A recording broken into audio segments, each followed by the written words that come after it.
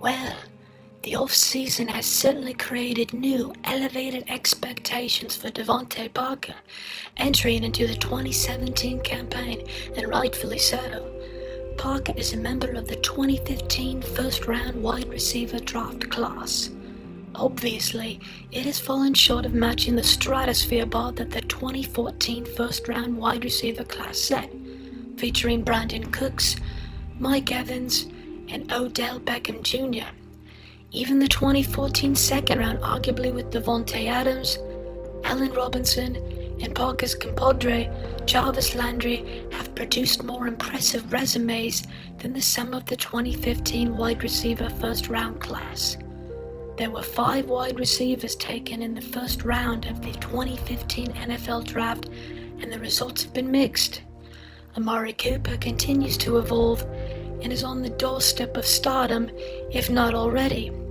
DeVante Parker's growth has been moderate and unspectacular, but 2017 is the year Parker will bust open that spotlight and move up the NFL wide receiver rankings and ultimately be a steal at his current ADP in the mid to late rounds of drafts.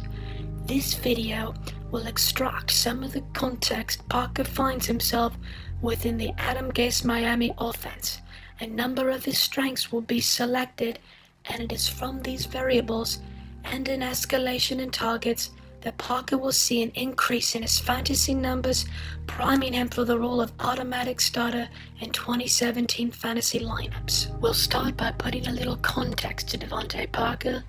Parker is a chess piece in the Miami Dolphins offense created by Adam Gase. Well, where does Gase come from? Gase's influence are of the highest order. His early years were with Nick Saban at Michigan State and LSU. He absorbed West Coast offensive concepts from his time in Detroit with Steve Mariucci. He soaked up Mike Mott's principles, which certainly included some Air Coryell. And of course, most of us started hearing the name Adam Gase during his time in Denver with the great Peyton Manning.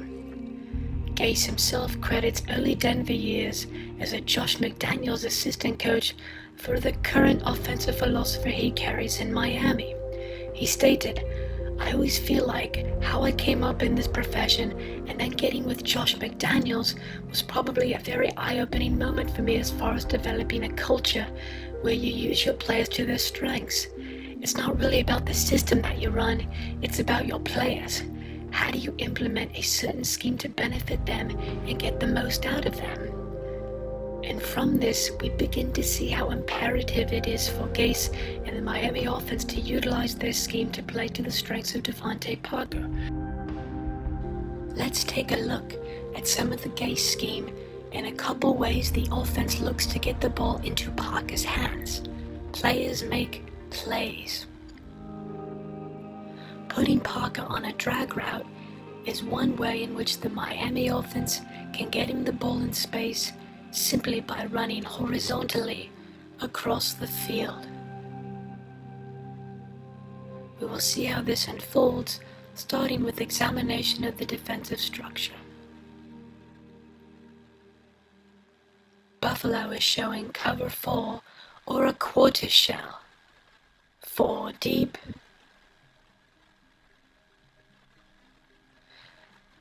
and 3 underneath.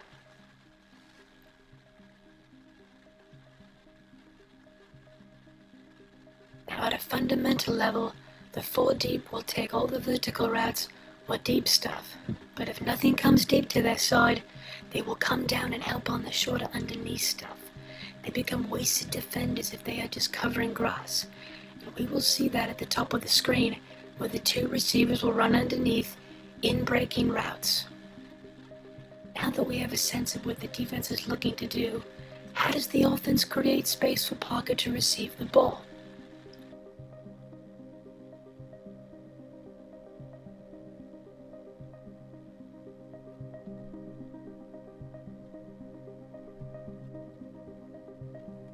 A space will open up for Parker to receive the football. The space is created by the receivers out of the bunch at at the bottom of the screen and the way their routes move the defenders out of this window. The number 1 and number 2 receivers are going to push vertically, carrying the linebacker and the 2 defensive backs to the same side of the field. The number 3 receiver out of the bunch is running out to the flat, and this will widen the underneath defensive back to the sideline. Up top, Parker just has to beat the remaining underneath linebacker across the field. Upon gaining horizontal leverage on that respective linebacker, Parker enters the newly vacated space where Matt Moore hits him in stride.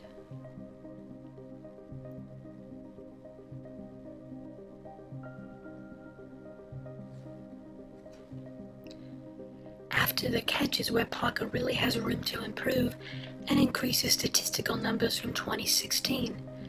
Nikel Roby-Coleman, the underneath DB who widened, does a poor job of tackling, and the inability of the surrounding Bills defenders to continue on until the whistle blows gives Parker all the room he needs to hit this in stride and jet off into the end zone.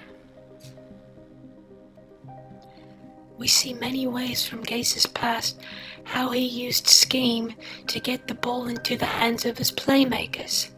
Many of us remember the tunnel screen from Gase's days in Denver, and he certainly likes to utilize that play with DeVante Parker in Miami.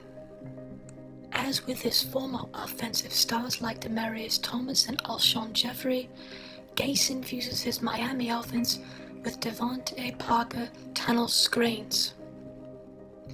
Miami motions to what we call trio.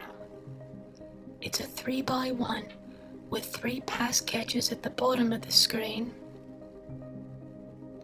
and an inline tight end at the top of the screen. We're trying to create what is often referred to as a sidewalk for Parker to stroll down. Landmarks ideally are between the hash and the numbers. What we're hoping to establish is a seal on the inside of the sidewalk, as well as a seal on the outside of the sidewalk, with a lead blocker coming through to dispose of any excess. To help create some leverage for the blockers to seal the inside of the sidewalk, Miami is going to run a play-action zone run to the left. The offensive line will all appear to be on a track to the offense's left. And because the linebackers are keen some sort of action by the running back, O-line, or both, they theoretically should begin to flow in the same direction as the offensive linemen, and this creates some extra room for the right tackle and right guard to get into a better position to seal off their defenders.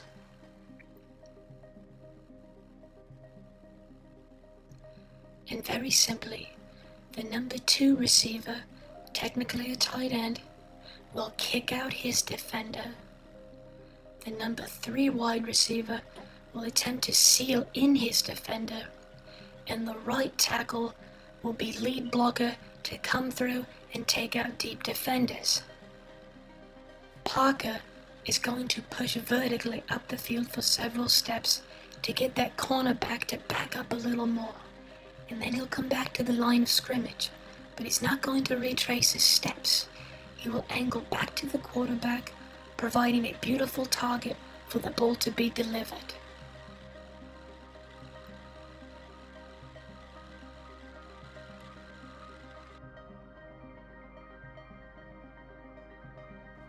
Of course, we have to address the new Jay Cutler factor. The switch from Tannehill to Cutler also increases the value of Parker. Pro Football Focus graded 2015 as the highest rated season in Cutler's career. And who was the offensive coordinator that year in Chicago? You guessed it, Adam Gase.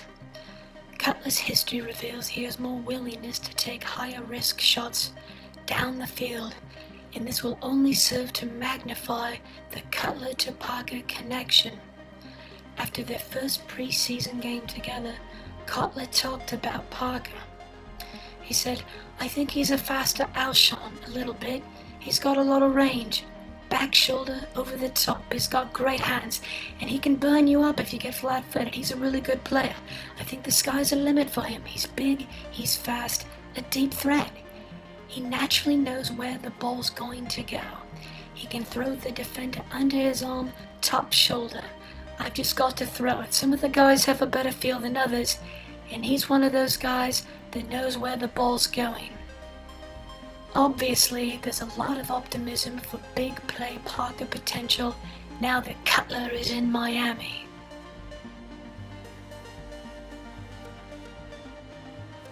When it comes to Parker, think deep ball.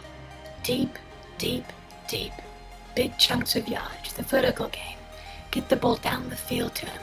And with the addition of Jay Cutler, I envision a lot of play action off that run game and taking big shots down the field to Parker.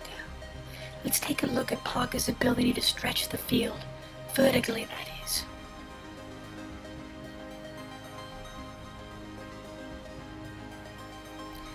The cornerback is playing outside leverage on Parker in a zone turn. Zone turn, by the way, just contrasts with a man turn. One of the easier cues to distinguish the two in watching film is that in a zone turn, the DB will have his back to the sideline with the ability to watch the QB. In a man turn, the DB will have his back turned to the quarterback because he is mirroring the receiver. It's as simple as it sounds, zone versus man. And with inside leverage on the cornerback and no deep help in the middle of the field, this is a no-brainer for Tannehill to throw it up for DeVante Parker.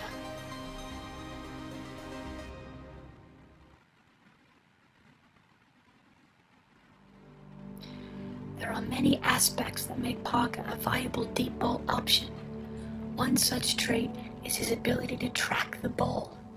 He has the ability to maintain his play speed with a defender next to him and still track the ball looking through his eyelids, all the way into his hands. The brain's ability to harmonize all these variables demonstrates Parker's talent and craft. Notice his eyes, how they're able to watch the ball all the way into his hands. The ability to extend and time his dive, all coordinated with the flight pattern of the ball. Parker also demonstrates mental processing, the awareness to put his body between the ball and the earth. He catches, caps, locks the ball, and executes the Starsky and Hutch mid-air shoulder roll. Don't give the refs any ability to say that you dropped it. Of course, the master of the diving catch and spinning the body to shield the ball. Drops the throw, pump fake, looks, here's it out deep downfield, set for Marvin Harrison. He got it! What a circus catch! Holy mackerel, what a catch by the great one, Marvin Harrison. One of the great catches of the season. Parker also has great hands and the ability to catch the ball. One can see here how he is able to frame the ball, accurately anticipating where the football will make contact. This shows tremendous hand-eye coordination as he is falling to the ground with the defender diving at him, and his concentration appears solely on providing a structured foundation for the ball to be pocketed. Parker's ability with his hands to frame and catch in all sorts of awkward positions is on full display here. Notice how the ball lands firmly in his fingers and how he keeps them from touching the ground. It shows great hand strength that the velocity of the ball does not carry his hands and ultimately the ball to the ground, and the manual dexterity to cup that ball with his fingers underneath, providing a beautiful nest and discernible space between the ball and the ground. One could fit War and Peace between Parker's gloves and the grass. And again, he has the body control and awareness to finish with the shoulder roll and complete the catch. And from that very same game, Parker became the go-to player on the final game-winning drive. Parker's execution in clutch situations and the ability to perform with the game outcome on the line continues to add to the array of characteristics that compromise his evolving profile makeup.